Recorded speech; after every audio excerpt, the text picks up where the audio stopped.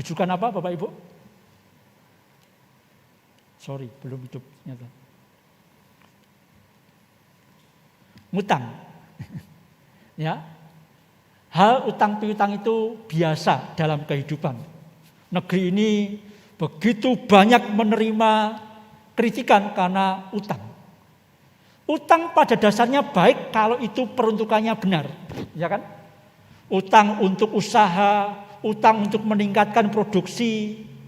Tapi kalau utang untuk konsumtif, lah itu menjadi masalah. Utang untuk kemudian untuk sesuatu yang tidak produktif, itu yang menjadi masalah. Maka kadang kalau kita mengajukan utang kepada lembaga-lembaga tertentu akan dihadirkan syarat-syarat banyak sekali. Kemudian juga akan disurvei apakah kapasitasnya memadai, kapitalnya oke, karakternya oke.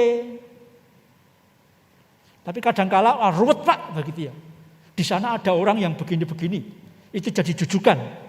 Maka kemudian orang itu jujuk kepada orang untuk meminjam atau utang. Tidak semua orang sebenarnya rela meminjamkan sebagian miliknya kepada sesama, betul enggak? Maka kemudian tidak selamanya diterima, ada kalanya memang menolak. Nah, bukan bermaksud apa-apa, ini untuk kita yang berhutang, maka pekalah kalau ada yang jawab seperti ini untuk kemudian menolak. Kalaupun kita menjadi jujukan kemudian, aduh enggak enak Pak Lukas untuk menolak, tapi perlu cara untuk menolak.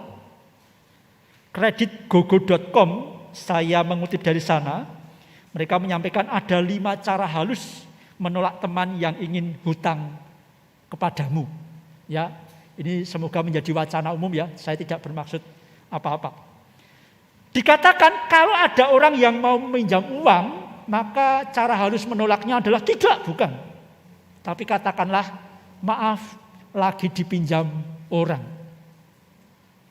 Kalau kita juga sedang mengalami kekurangan karena dana kita dipinjam orang, dan itu kita sampaikan kepada orang yang bermaksud meminjam, maka harapannya orang yang meminjam sadar, oh iya, belum, saya tidak bisa meminjam kepada orang ini karena uang yang memang dipakai untuk boleh meminjam baru dipakai orang lain. Yang kedua, dikatakan cara menolak halus adalah ketika ada orang mau meminjam, lagi katakanlah, wah aku juga lagi butuh duit. Ya, kalau ada orang mau meminjam kemudian jawabannya aku juga baru butuh duit, maka jangan ngeyel. Itu adalah sebuah penolakan halus untuk mengatakan bahwa kami pun juga sedang membutuhkan biaya itu. Mungkin orang yang jadi jujukan itu kadang memang tidak sevulgar mengatakan manajemen keuangan di tengah keluarganya. Kalau kita paham, oke lah, tidak akan diteruskan. Yang ketiga, seringkali kita hanya melihat dari tampilan luarnya. Kadang kita tidak melihat bahwa orang tersebut juga punya beban cicilan. Ya. Maka kalau ada orang meminjam dan kemudian katakan, maaf aku baru banyak cicilan yang harus ku lunasi, bahkan ada bunganya lumayan nih. Kecuali kalau kamu mau bantu aku bayar bunganya, begitu ya. Nah itu beda lagi.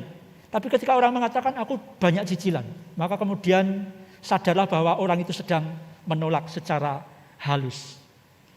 Yang keempat, gogo.com mengatakan ketika ada orang, aku belum bayar tagihan bulanan. Bulananku kali ini banyak. Kebutuhan akan ini itu bulan ini banyak. Makanya sebuah penolakan yang halus yang kemudian tidak menolak, tetapi aku pun juga sedang punya beban untuk mencukupi itu. Mari kita menyadarinya. Dan yang kelima, ada orang-orang tertentu yang selektif. Selektif itu berarti kadang-kadang memilah.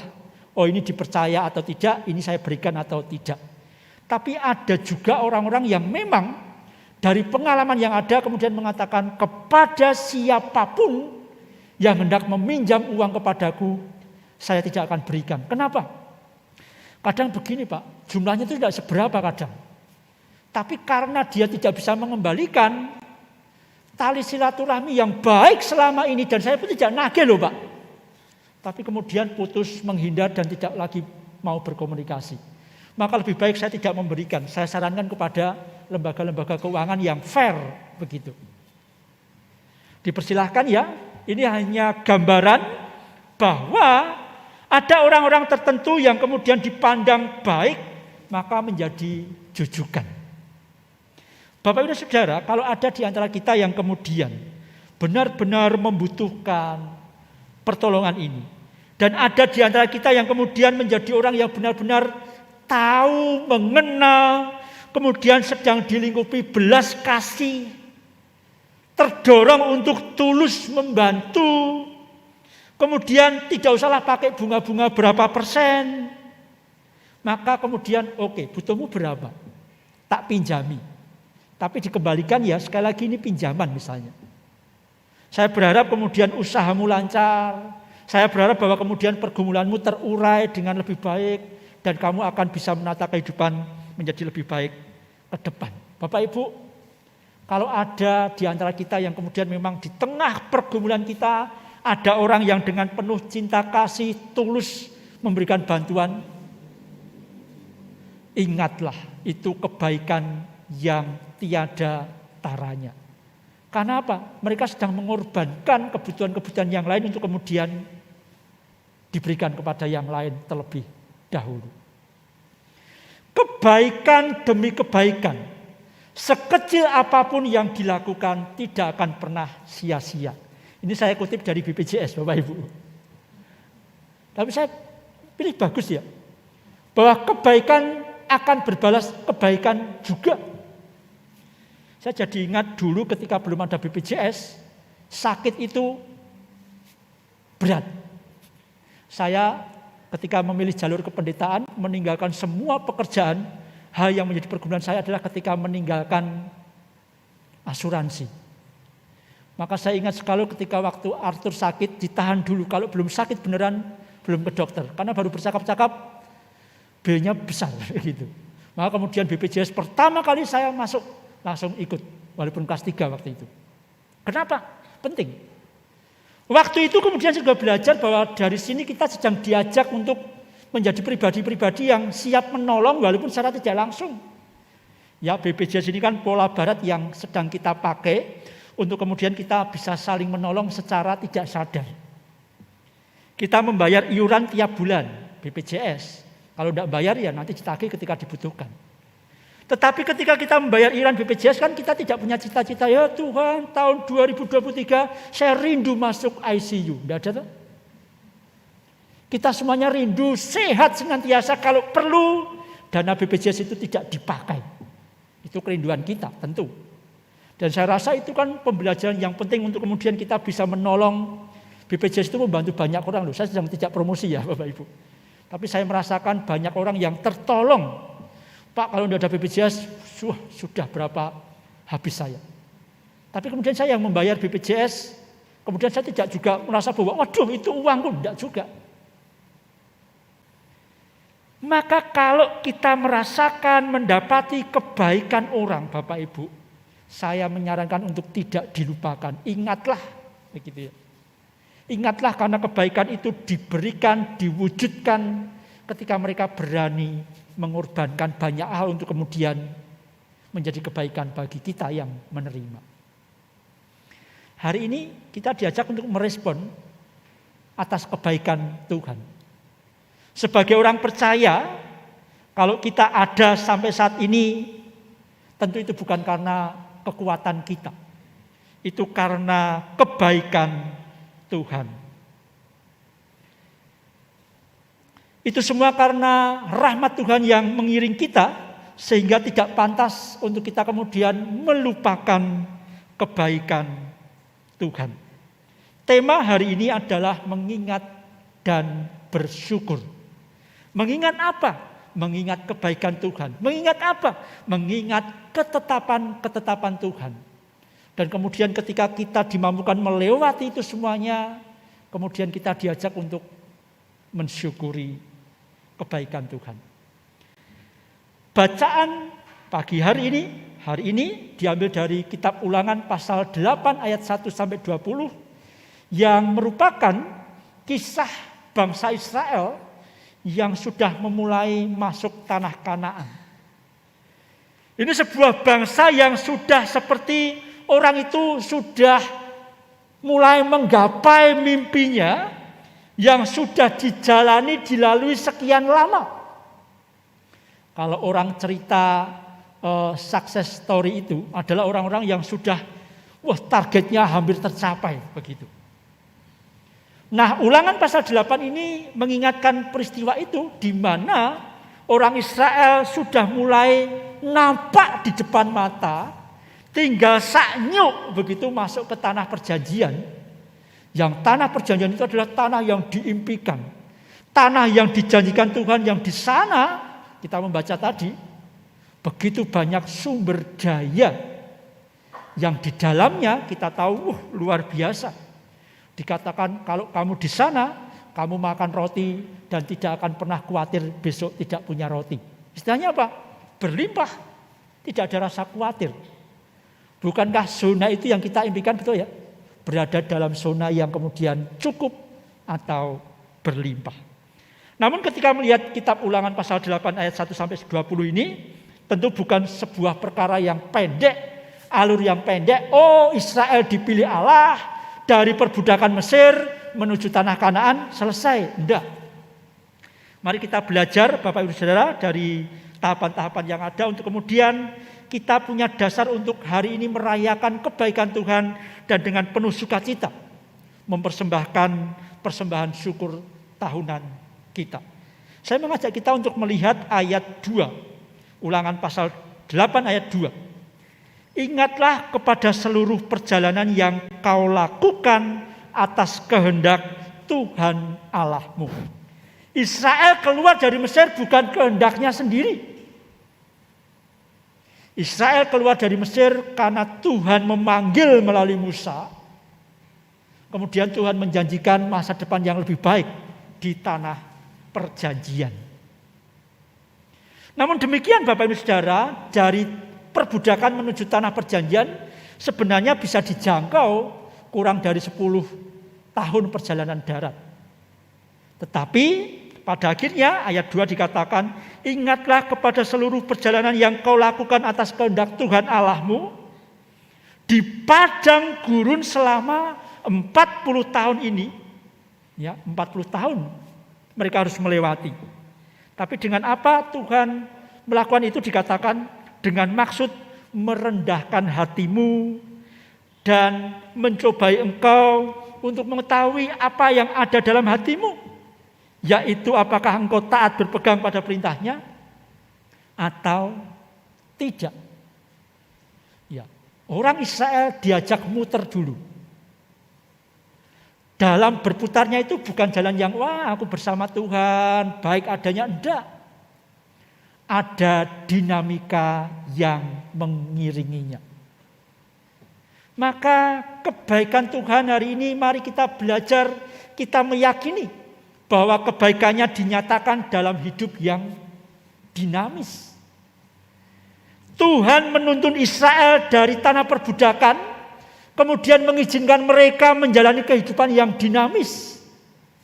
Dinamis seperti apa? Kita tahu di dalam kitab Kejadian, ketika dalam penyertaan Tuhan mereka juga dibuat menjadi umat yang ternganga. Bagaimana kurang enak ikut Tuhan. Kalau siang panas, mereka dilindungi oleh awan, teduh. Ketika malam hari yang gelap gulita, mereka dipimpin dengan tiang api. Kurang apa? Tapi apakah Tuhan memanjakan sedemikian rupa ngono terus? Tidak. Ada kalanya mereka diperjumpakan dengan aneka rupa tantangan, di mana kadang-kadang mereka tidak menemukan makanan, kadang-kadang mereka tidak menemukan air di padang gurun, dan kadang-kadang kita mencatat mereka bersungut-sungut dan kemudian membanding-bandingkan, enak ning Mesir gitu ya. Di sana walaupun menjadi budak, tapi makanan tercukupi. Di sini kita mau diklelerke oleh Tuhan. Tuhan menyatakan kebaikan demi kebaikan. Walaupun mereka menghadapi tantangan, kebaikan Tuhan dinyatakan dan Tuhan yang menunjukkan ini loh aku bisa. Aku mencukupkan. Israel diingatkan pada masa-masa perjalanan menuju tanah perjanjian dengan penuh makna. 40 tahun bukan sekedar Tuhan memainkan mereka. Tapi Tuhan hendak menghadirkan makna yang dalam supaya mereka rendah hati. Ya, Israel dikenal tegar tengkuk. Karena apa? Keturunan Yakub. Maka Tuhan rindu ini Israel menjadi bangsa yang rendah hati. Dan melalui ujian-ujian yang ada, Tuhan hendak melihat dalam hati mereka. Apakah mereka taat atau tidak. Tapi kebaikan Tuhan nyata dalam masa-masa kejayaan mereka maupun masa-masa sulit mereka. Apa yang dapat kita pelajari Bapak Ibu? Mari berdamai dengan segala keadaan yang kita alami saat ini. Dan tetap percaya bahwa kebaikan Tuhan akan dinyatakan. Dalam kehidupan kita yang dinamis tentu Tuhan punya maksud. Ya, dalam bacaan kita dinyatakan. Kenapa Tuhan mengizinkan Israel muter-muter 40 hari? 40 tahun. Kita mengatakan Tuhan ingin mendidik Israel seperti anaknya sendiri. Kalau Bapak Ibu mendidik anak dengan manja, wis apa-apa dituruti, survei membuktikan mereka tidak akan menjadi pribadi yang baik di masa depannya. Tapi kalau kita mendidik dengan dinamika yang ada, ketika baik kita apresiasi, ketika taat kita apresiasi, ketika mereka baik ya kita berikan hadiah sesekali. Tapi ketika dia salah, kita juga harus menasihati dan mendidiknya. Kalau perlu menghukum, tidak apa-apa, asal jangan fisik. Maka perjalanan Israel di padang gurun itu dalam rangka Tuhan mendidik Israel melalui kehidupan yang dinamis, namun Tuhan juga menunjukkan kebaikannya dalam berbagai bentuk kehidupan mereka. Maka hari ini mari berdamai, kalaupun aku saat ini berada dalam kondisi sulit, oh Tuhan, pelajaran apa sih yang hendak disampaikan? Pelajaran apa yang hendak saya pelajari, harus saya pelajari? Atau kalau ada di antara kita yang sedang ada dalam keadaan cukup atau berlimpah, ya tentu ini alasan kuat untuk kita bersyukur merasakan kebaikan Tuhan. Bersama Allah bukan berarti hidup seperti robot yang statis, melainkan hidup dinamis dalam penyertaannya. Jadi mari, apapun yang kita alami saat ini, percaya ini ada maksud Allah untuk mendidik kita. Dan yakinlah kebaikan Tuhan pasti dinyatakan. Tuhan tidak akan pernah merelakan kita sendirian. Tuhan pasti akan campur tangan dan ada nilai, ada makna yang mendalam yang akan kita pelajari. Kita ini anak-anaknya. Kebaikan Tuhan dinyatakan dalam hidup yang dinamis. Yang kedua, jemaat atau umat Israel juga kemudian ketika apa yang mereka impikan ada di depan mata, kemudian ayat 11 dikatakan hati-hati supaya jangan engkau melupakan Tuhan Allahmu dengan tidak berpegang pada perintah, peraturan dan ketetapannya. Kata mengingat dalam tema hari ini bukan sekedar mengingat, oh iya Tuhan baik, Tuhan itu luar biasa, bukan hanya itu. Tetapi kata mengingat dalam tema hari ini adalah mengajak kita untuk kemudian hati-hati. Di tengah situasi apapun kita punya peluang untuk kemudian tidak mengingat akan ketetapan Tuhan. Israel pun dalam keadaan apapun punya peluang untuk kemudian tidak taat. Maka hari ini saya mengajak kita untuk kemudian bantu klik sekali. Untuk kemudian kita jangan terlena dengan zona kelam maupun zona nyaman. Saya katakan hidup manusia, hidup Israel itu dinamis. Nah dalam dinamis itu maka kemudian kita punya peluang untuk terlena. Terlena itu kemudian sebuah tindakan yang kemudian kita melupakan akan ketetapan Tuhan, kebaikan-kebaikan Tuhan. Maka saya katakan jangan terlena dengan zona kelam maupun zona nyaman. Seringkali kita hanya mendengar hati-hati dengan zona nyaman. Jangan salah, zona kelam pun sangat berpotensi untuk kita kemudian terlena. Israel pernah mengalami itu. Seperti yang saya ceritakan, mana Tuhan? Engkau akan mengantar kami ke tanah perjanjian, tapi di sini kami sudah kehabisan air. Kemudian dari celah batu muncullah sumber air. Mana Tuhan kebaikanmu? Kami di sini justru kelaparan. Tuhan mengirimkan mana. Tuhan di Mesir kami makan daging setiap waktu. Tuhan kirimkan burung puyuh. Kurang enak bagaimana? Tapi kalau kemudian dituruti terus, maka kemudian orang Israel akan jatuh dalam pola yang kemudian terlena. Bapak Ibu, zona kelam itu berpotensi sekali untuk kemudian kita terlena melupakan Tuhan. Kalau sempat mengalami keterpurukan, banyak di antara kita kemudian mempertanyakan, mana Tuhan? Tuhan ngapain? Tuhan tidak baik, dan seterusnya. Kemudian ketika kita berada dalam kondisi kelam, kemudian kita melupakan ketetapan-ketetapan Tuhan dengan berbagai alasan. Halah Pak, sekarang mencari yang haram aja susah. Banyak ya, sudah begitu ya, banyak bilang ya. Apalagi cari yang halal. Itu hanya merupakan pembenaran diri untuk kemudian lepas, terlena, tidak mengingat ketetapan Tuhan. Ketika sakit berkepanjangan, Tuhan aku sudah melayani Engkau, Tuhan aku sudah menjaga pola hidup, tetapi kenapa seperti ini? Nah, usia lanjut itu memang rentan dengan berbagai hal. Nah, kemudian ada yang pernah mengatakan kepada saya, Tuhan itu tidak ada ya. Aku marah dengan Tuhan dan seterusnya. Kemudian apa? Melupakan kebaikan dan ketetapan-ketetapan Tuhan. Masa kelam berpotensi untuk kita terlena melupakan ketetapan-ketetapan Tuhan dan kebaikan Tuhan. Zona nyaman pun demikian. Betapa kita melihat bangsa Israel dalam perjalanannya, kalau mereka sudah nyaman, kemudian mereka seenaknya sendiri. Dan kemudian melupakan Tuhan, dan akhirnya perlu disentil lagi oleh Tuhan, baru bangkit lagi. Hati-hati dengan zona nyaman maupun zona kelam kita. 2 minggu yang lalu kita bicara tentang harta. Ya. Harta itu seringkali menjadi dasar apakah kita berada dalam kondisi kelam ataupun nyaman. Maka 2 minggu sebelum ini kita diajak untuk benar-benar memiliki cara pandang yang benar atas harta milik di dunia ini. Kemudian kita juga diajak untuk kemudian tidak menaruh hidup sepenuhnya kepada apa yang dalam dunia. Karena itu tidak semua kita bawa mati. Nah, katakan Tuhan, kalau ada orang yang demikian, nyamanlah jiwaku dengan harta ini itu. Tuhan katakan hari ini juga kamu pulang. Tidak bisa dibawa.